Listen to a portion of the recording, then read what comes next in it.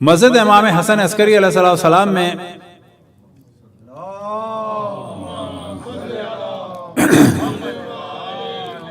کہ جو قم میں ہے وہاں پر ایک تھے آیت اللہ روحانی، اور میں بہت ان کے یہاں جاتا تھا، ان کے گھر بھی جاتا تھا اور ان سے نصیحتیں بھی لیتا تھا۔ تو خیر ایک دفعہ تو ایسا ہوا کہ جب میں ان کے گھر گیا تو ان کے گھر میں ایک صحن میں ایک طاق بنا ہوا تھا، طاقچہ کسے کہتے ہیں؟ وہاں پر ایک جو دیوار میں ہوتے ہیں وہ الگ ہوتے ہیں، ایک ایسا ہوتا ہے 4 ڈنڈے لگے ہوتے ہیں، یا 6 یا 8 یا 10 بھی ہو سکتے ہیں، اور اس کے اوپر انگور کی بیل لگائی ہوئی ہوتی ہے، تو شیڈ سا بن جاتا ہے۔ وہ قالین پر اور تکیہ وکیہ لگا کے وہیں بیٹھے ہوئے تھے، ہمیں نہیں پتا تھا کہ ان کے ساتھ کیا ہوا۔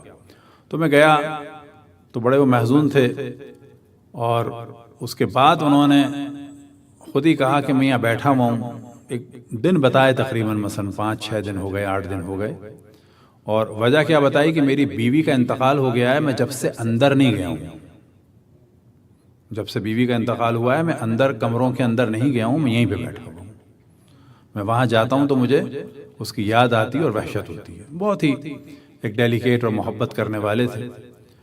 تو ایک دفعہ میں مشہد جا رہا تھا امام رضا علیہ السلام کی زیارت کے لیے، تو ان سے ہم نے عرض کیا کہ میں جا رہا ہوں مشہد، نصیحت فرمائیے۔ تو انہوں نے واقعاً ایک چیز ارشاد فرمائی، اور اس کے بعد ہماری یہی روش تھی، اور یہ عام طور پر ہو سکتی ہے جب انسان یا تو مشہد سے قم جائے اور پھر دوبارہ مشہد آئے، یا قم سے مشہد جائے اور پھر دوبارہ قم آئے۔ تو ہم لوگ تو رہتے ہی قم میں تھے، تو ہمارے لیے یہ پاسبل تھا۔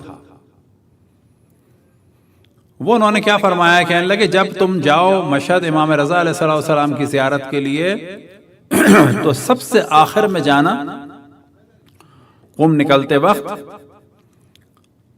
آخری زیارت کرنا حضرت معصومہ سلام اللہ علیہا کی۔ تو ہماری روش یہی ہو گئی تھی کہ بالکل جب تیار ہیں، پیکنگ ہو گئی ہے، تو پھر ہم جاتے تھے حرم حضرت معصومہ سلام اللہ علیہا اور ان کی زیارت کرتے تھے، بالکل قم سے نکلتے ہوئے۔ اور ایک آدھ جو ہمارے دوست تھے وہ اس وقت لکھنؤ میں، آغا عرشی اور آغا ابوالحسن، ہم لوگ سب ساتھ جاتے تھے۔ تو وہ لوگ عام طور پہ جو ہے وہ کبھی کبھی یہ بھی کرتے تھے کہ جی اپنے سامان کے ساتھ ہی چلے گئے۔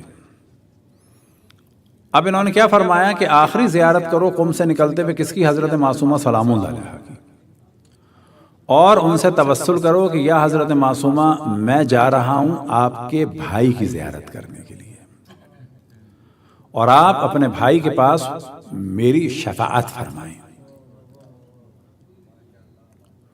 اور وہاں جا کر جو سب سے پہلی زیارت ہے کس کی جانب سے کرنا؟ حضرت معصومہ سلام اللہ علیہا کی جانب سے پہلی زیارت کرنا۔